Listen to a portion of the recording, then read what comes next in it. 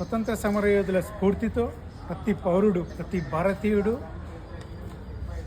మేల్కొని సైబర్ నేరాల నిర్మూలనకు ప్రతి స్మార్ట్ ఫోన్ యూజర్ కూడా ఈ వీడియోని షేర్ చేసి ఈ నిర్మూలనకు సహకరించవలసిందిగా కోరుచున్నాను. అలాగే యువకులు కానీ ఎవరు కూడా ఈ డ్రగ్స్ అనేది వాడొద్దండి.